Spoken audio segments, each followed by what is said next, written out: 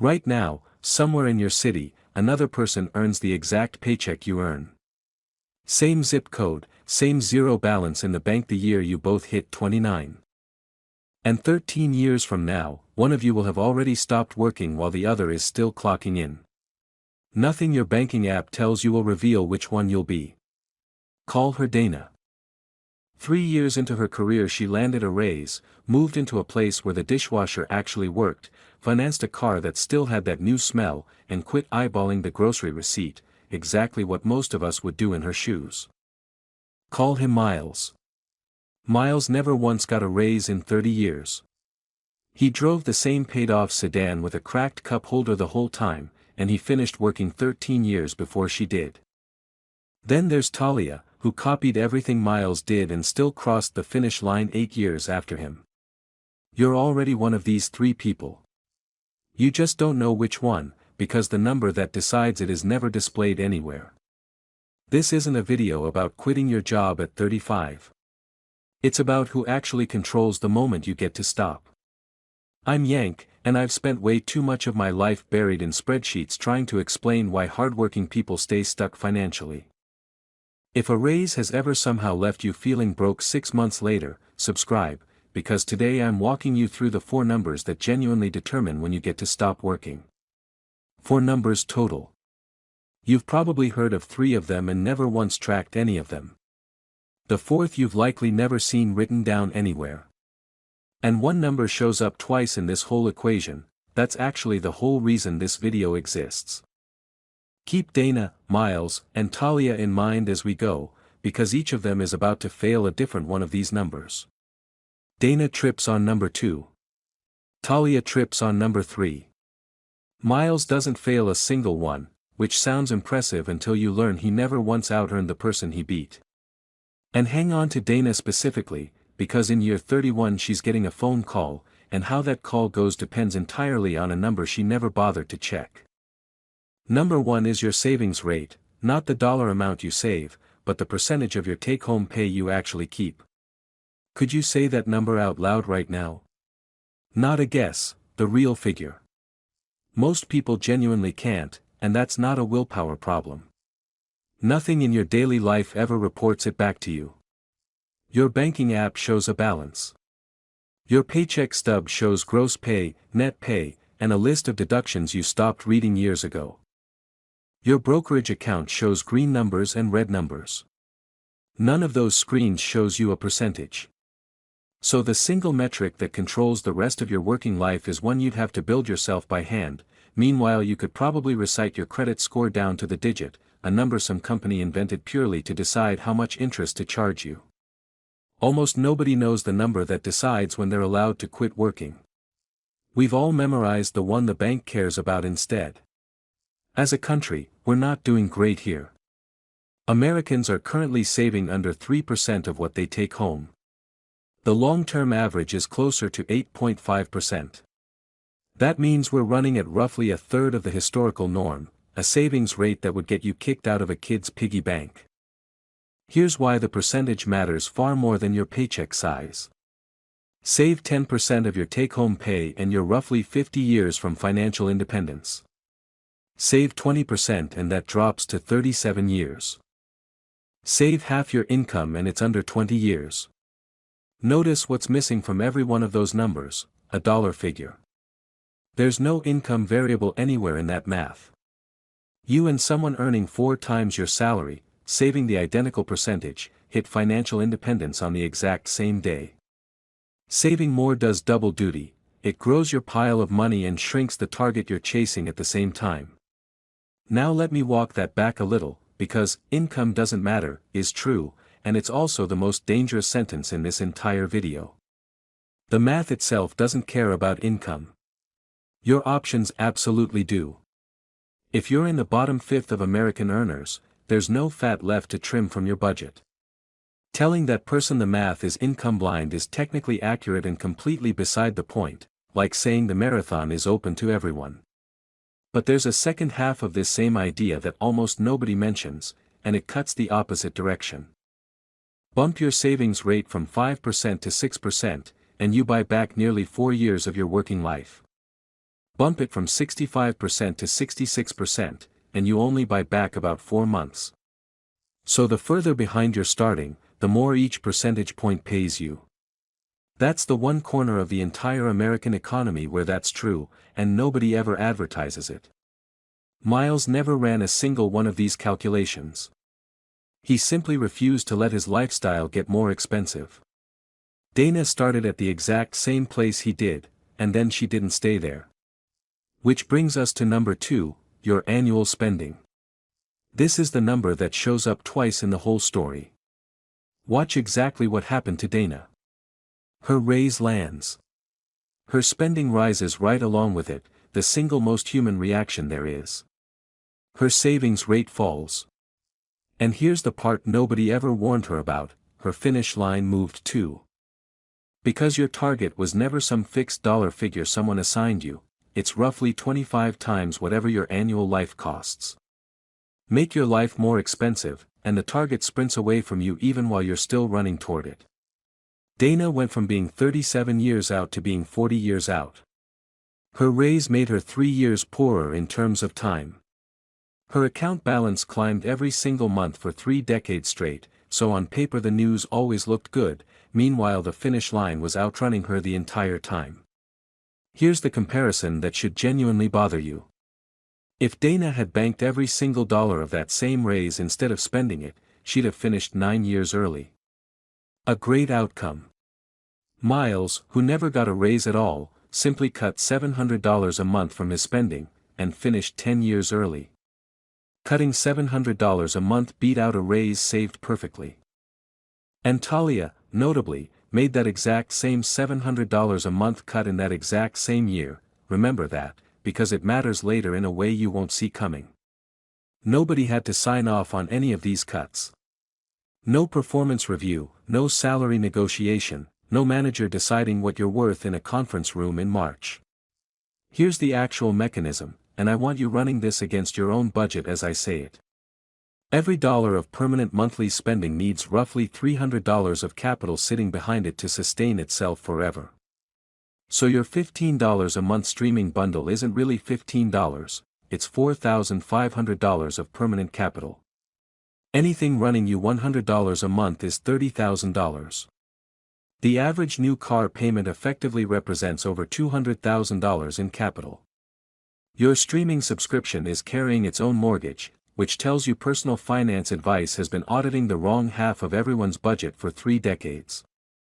Housing and transportation together eat up roughly half of what the average American household spends. Entertainment eats less than 5%. Guess which one gets the lecture? And if you're planning to stop working before 65, your spending number just picked up a second job, and this one's brutal. The Enhanced Affordable Care Act subsidies expired at the end of 2025, which means the subsidy cliff is back in full force. Go a single dollar over the income threshold and you lose every cent of premium assistance, not a reduced amount, all of it. Kaiser ran the numbers. A 60-year-old sitting just under that line pays around $500 a month for coverage. That same person $2,000 over the line pays more than $1,200 a month. $2,000 of extra income costs you $9,000 a year. Read that twice, because it's genuinely absurd. There's a spot in the American healthcare system where earning more money makes you poorer, and it's not a loophole or a glitch. Someone wrote that rule on purpose. Someone voted for it. And it sits there waiting for anyone who retires before 65 and has the nerve to have a good year. So think about it this way, once you stop working, your income becomes your withdrawals. And what sets your withdrawals? Your spending. Which means before age 65, number 2 isn't just setting your savings rate and your target, it's also setting your health insurance premium. Same number, third job. Which brings us to Talia, because number 3 is the one that got her. Talia took home exactly what Miles did. She made the identical $700 cut in the identical year, same savings rate, same discipline, same 27 years without missing a single deposit. Line their 2 budgets up side by side and you couldn't tell them apart. And yet she finished 8 years after he did. Number 3 is your real return, what's actually left over after inflation, fees, taxes, and panic take their cut. It's the one number on this list you don't fully control, which is exactly why it does so much damage.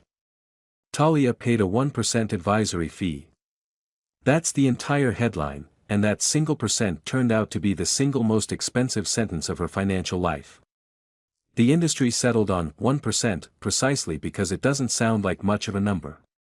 Nobody would sign a contract that said, "I'd like roughly a quarter of everything I'm about to earn," but plenty of people sign one that just says 1%, and those two sentences describe the exact same afternoon. On top of that, she was sitting in funds charging around 0.4%, while the equivalent index fund charges next to nothing. If you've never once logged into your own accounts and looked that number up, and most people never have, this is the spot to pause the video. Twice, in years that genuinely felt terrifying, she moved her money to cash and came back too late both times. None of that felt like a decision in the moment, which is exactly the point. Nobody wakes up one Tuesday and consciously decides to lose a decade. You just move some money somewhere that feels safer for a few months, the single most reasonable sounding move in personal finance, and one of the costliest. Here's what it actually did to her numbers. By year 5, she's behind Miles by $6,000, nothing you'd even notice on a statement. By year 15, that gap is $85,000. By year 25, she's behind by more than $300,000, roughly the price of a house. Same savings rate, same discipline, same years of her life spent, and 8 of those years vanished because of a number nobody ever showed her. And here's the overlap that should make you uncomfortable. Dana's third number, her real return, was actually fine. She sat in a solid target date fund and never panicked, never touched it. Her returns were healthy. Her spending is what ate her alive. Talia's spending was flawless. Her returns are what ate her instead. You don't get to choose which one comes for you. I do want to be straight with you here in a way a lot of people covering this topic aren't. Researchers genuinely disagree on how much of that damage really comes down to panic selling. One recent study puts the real cost of bad timing at around 1/10 of the figure most people quote. So take that particular piece with a grain of salt. What nobody disputes, though, is the fee and tax drag. Those alone are enough to do exactly what happened to Talia. And one more thing before you assume friendly future returns: American stocks are currently priced at more than double their long-run historical valuation. That doesn't guarantee a crash. Historically, though, it has predicted a weaker decade that follows. So if your plan is quietly assuming the last 10 years simply repeat themselves, that isn't a forecast, that's a hope dressed up in forecast's clothing. Which brings us to number 4, the one almost nobody tracks: your multiple. That's your net worth divided by your annual spending. $500,000 means nothing sitting on its own. $500,000 against $40,000 of annual spending is 12.5 times, you're halfway there. $500,000 against $110,000 of annual spending is only 4.5 times. Same exact balance, completely different life. Your net worth is just a number. Your multiple is a countdown clock. And here's the elegant part: number 4 is really just number 2 wearing a disguise. Your spending sits in the denominator, so cutting it makes your multiple jump without adding a single new dollar. This is precisely the number Dana never once checked. She was watching her balance, which climbed every single year, so every year the headline news looked good. Her multiple, meanwhile, barely budged. Those are two entirely different stories about the same woman, and only one of them was actually true. So do this along with me right now: take whatever's sitting in your investment accounts and divide it by what 1 year of your life actually costs. Not what you earn, what you spend. That's your multiple. Hang on to it, because we're circling back to it. The famous target is 25 times your spending, which comes straight from the 4% rule. I should mention the 4% rule has had a rough couple of decades. The man who originally created it has since raised his own recommended number, and Morningstar's version has shifted around depending on which year you check. It's less a hard rule and more of a mood. But here's the part that matters specifically for you, and almost nobody covering this topic mentions it. Every version of that number assumes a standard 30-year retirement. You clicked on a video about retiring decades ahead of schedule. If you stop working at 45, you're not planning for 30 years, you're planning for roughly 50. And the research shows that stretching your time horizon that far drops your safe withdrawal rate down to somewhere around 3.5%, which quietly turns your 25 times target into something closer to 29 times. That's roughly 3 additional years of work, and it's the honest price tag on the exact thing this video's title promised you. I'd rather you hear that from me now than discover it at 60. And notice what that does to Talia. She was already 8 years behind because of her real return problem. Push her target from 25 times to 29 times, and she isn't retiring early anymore at all. She's just retiring. These two numbers stack on top of each other, and nobody warns you that they stack. There's one more wall, and it's the one that surprises people right at the finish line. You hit your number, congratulations. Now try to actually spend it. Most of your money is sitting inside a 401k or an IRA, and touching it before age 59.5 costs you a flat 10% penalty off the top. You've got 3 doors available. The rule of 55 lets you tap the plan from the employer you just left, but only that specific plan, and the option disappears the moment you roll it into an IRA. The second door lets you take fixed, equal payments starting at any age, but you're locked into that schedule for years, and if you break it early, the IRS retroactively penalizes every single payment you already took. So yes, you can access the money early, you just have to sign a contract with no exit clause and a term stretching well over a decade, which, to be precise about it, is a harder commitment to walk away from than most marriages. The third door is a Roth conversion ladder. You convert a slice of your account each year, and it becomes accessible 5 years later. It's the flexible option. But conversions count as taxable income, and income is exactly what determines that health insurance subsidy cliff. So there's number 2 again, its third appearance, this time hiding inside your tax return. Now, here's some genuinely good news, and it's a surprising one. At a certain point, your portfolio's annual growth quietly starts outpacing what you're actually contributing to it. That's your crossover point. Contribute $1,000 a month at a normal rate of return and you cross over around year 12. Here's the strange part, contribute $1,500 a month instead, and you still cross over around year 12. Contribute $2,000 a month, same thing, year 12. Your crossover date has nothing to do with how much you're saving. It depends entirely on your rate of return and whether you kept showing up. Which means you and someone saving 10 times what you save get the exact same news on the exact same day, wildly different account balances, identical timing. That's the one spot in this entire video where the dollar amount genuinely stops mattering. It's the moment your money starts carrying you instead of the other way around.